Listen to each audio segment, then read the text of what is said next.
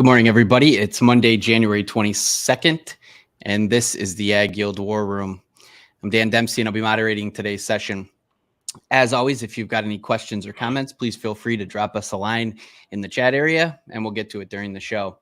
Quickly here, overnight markets had March corn up a quarter at 445 3/4. New crop corn for December was down a half, 475 1/2. March soybeans up a quarter, 1213 1/2. New crop November soybeans down a penny and a quarter at 1190. And March Chicago wheat was down 4 1/4 at 589. No export sales announcements here this morning, so we'll jump right into our discussion as we were visiting here earlier this morning, just about China's appetite for Brazilian corn in terms of importing, what that means, the percentage that they've kind of gone after, which is kind of twofold. It can be good, but we'd obviously prefer that it was sourced from us. So, Jason, I know you had a couple questions you posted to the group here this morning. I'll throw it over to you to get us kicked off. Yeah, sure. I mean, you kind of hit on there, Dan, right? Like, it's an interesting setup. We learned that the Chinese had a record December import number. Imports above last year, almost tying the record of a couple of years ago, on top of a big crop that they supposedly said that they had. And to your point, right, it's the demand has come from our competitor Brazil, and we haven't seen that business nearly as much as we've seen the last couple of years from them. And, I think there's some reasons for that. And I think Justin can jump in, or Dustin brought up some good points of why that is, and why, moving forward, that might still be a headwind for us. Justin, what's your thoughts on some of those reasons? Yeah, I mean, we talked about this a little bit last week, but, the good news is that, they're importing record amounts. They're kind of, China's a tough one, right? So they, when they need to import stuff, they raise their stocks numbers to the world, and they raise their production numbers, and then they import. So, kind of the old saying of like, just don't listen to the Chinese, just, follow what they do. But they are importing a lot. They've imported a lot. They've picked up their imports from Ukraine, from Brazil, as we talked about. I think half their imports were from Brazil, 48 or 7%, something like that. So, the problem is that they're still, I think, since the trade war, they're still not, they're trying to diversify, right? And if I would too, if I was such a big importer, so I think this is a trend, right? They're not going to be just by U.S. They would never do that. They have to diversify. They need to spread their risk out with suppliers. So I think this makes sense, that they've, but at the end of the day, they've imported a lot, right? So they're still taking, every bushel that they take from Brazil is a bushel that Brazil cannot export to a traditional importer that we, supply. So, if you look at the whole matrix of, supply and demand and export, it's a net positive.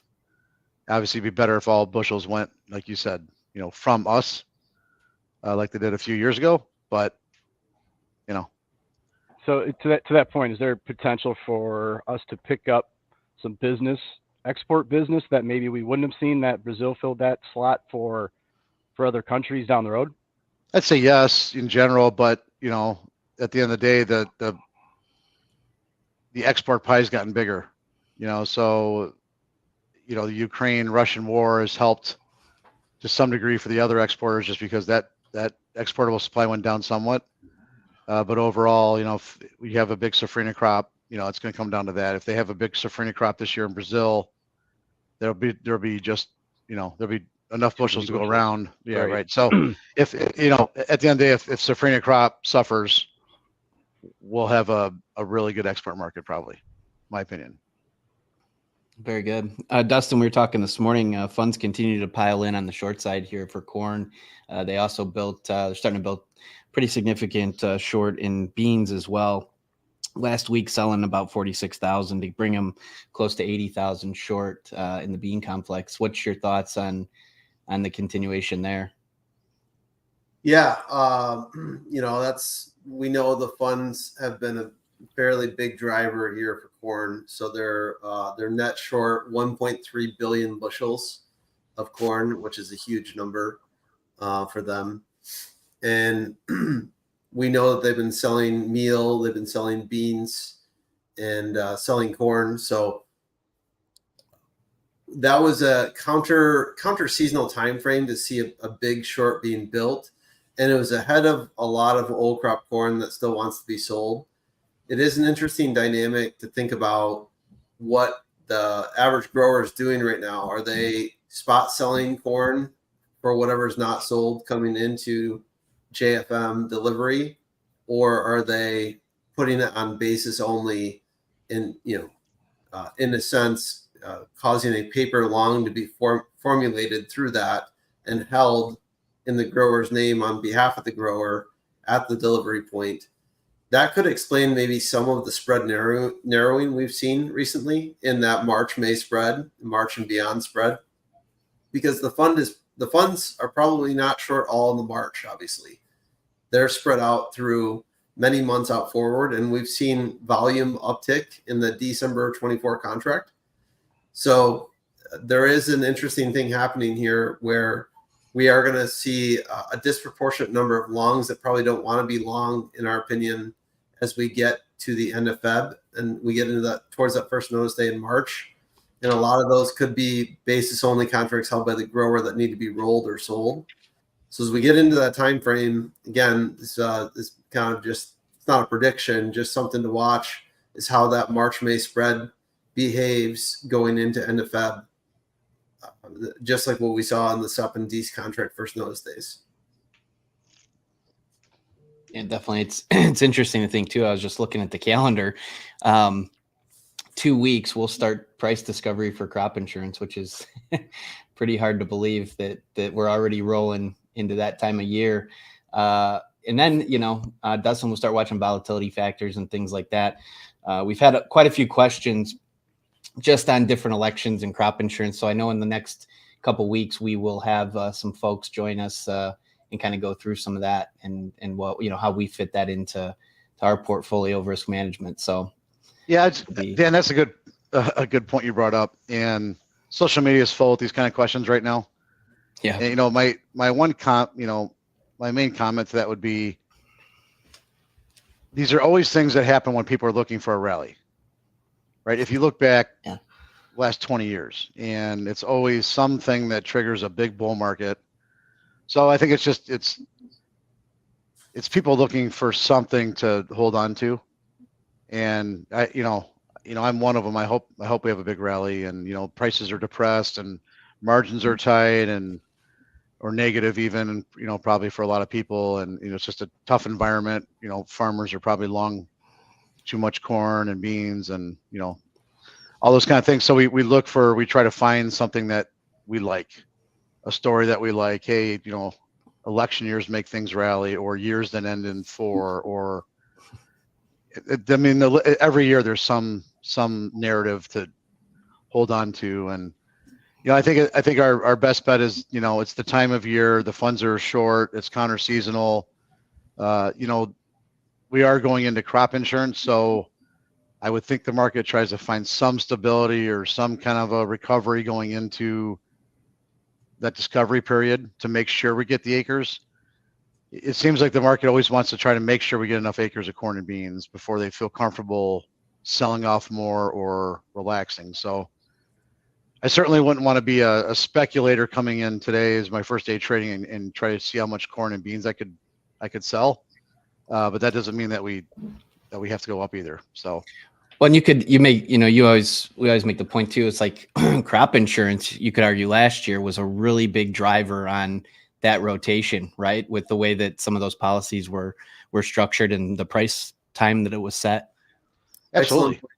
Yeah, excellent point, because we had a very interesting setup last year. We had a really, really high flat price corn discovery window, $5.91 a bushel. And that breeds more corn on corn acres. So the comfort for planting corn was extremely high. And even though we had a fairly large price sell-off into the planting window after March 15th, or after the March 1st price was set, there was a lot of producers that might have elected for a little bit higher crop insurance and triggered that that comfort for planting a high corn on corn number. And that it is a question we went back and looked at, like, coming in, especially old crop prices. You look at where prices are today versus their 3-year average. We tend to see bean acres grow in those years, and there is something to the cost cutting aspect of the market. If we can't make money planting corn on corn, and it's a loss on university data shows us, right, whether it's Purdue or FarmDoc, that right now the balance sheets are projecting losses for both corn rotation and bean rotation. And so, but the losses are way more substantial projected out for corn on corn and corn on bean rotation than is beans and corn rotation on any of these balance sheets you look at. We think that's just as powerful as the ratio as triggering what are producers going to plant en masse. And when it comes to adverse weather in the Northern Plains, how much prevent plant acres do we get in a particular year? If prices are suppressed, we tend to see those grow higher, like in 2020. So the market does do its job, to Justin's point, of trying to find that comfort zone of what's going to actually be produced. And if we have too much carry in from last year, the market might not care as much, obviously, because we might be using 23 bushels to supplement 24 demand. However, the spreads are still not nearly the rates that we'd expect them to be if that was the primary concern of the market. So in my opinion, we can see either moving the spreads or some sort of incentive for a typical seasonal planting type support to get people to grow some more corn on corn. Yeah, Dustin, just kind of trader mentality here a little bit, but just looking at some of the comments on social media, and now here we are, we're year 3, 2022 was year 3 of Iowa's dead and the drought here and how bad the yields are, and again the yields come out good. So now people are, well, if it's a 178 in a dry year, like what's it going to be in a good year? So now we're gonna have now that prices are down, we're having a contest to see who can have the biggest yields and bushels for next year. So there are some signs starting to show up. That maybe we're flipping enough people the other way on the perma bear side. So again, it's nothing to do today, but there are signs that we're maybe getting close here. So markets suck. They stink. They can't hold rallies. All those things so that's still the trend, but there might be some signs, just that the calendar, funds being short near record amount, the mentality of people, panic, kind of panic hedging, all those things that you kind of see near a low. Maybe we're getting close time wise. Very good. Well, I think. Go ahead, Ben. Sorry. I think that you nailed it, Justin, in your first comments. We're starting to see confirmation bias from people searching for something to hang on the bullish side, and now we're rooting out people who are talking about how bearish this year could be if this happens and that happens. And basically, it's because there's not a lot to talk about, and it's a time of the year where we're kind of coming out of that glut of defining a really big supply.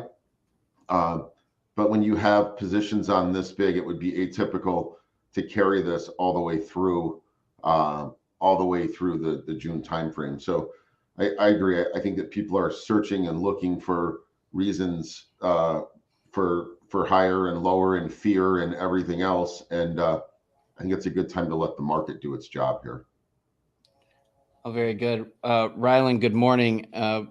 Had cattle on feed on Friday, and looking at the numbers here this morning, it looks like marketings were excellent and placements were lower, so we should see a little pop. Is that kind of where you're at? Well, I mean, just judging by the estimates, Dan, it looked pretty neutral to me. I think the eyes are really on what cash was going to do, and it took forever to get any real kind of consensus cash trades. So, I mean, like, generally speaking, you kind of were pretty firm into this rally, so I wouldn't be surprised to see a bit of a two-sided trade today, just because you rallied into the report, you kind of priced in a little bit of good news here.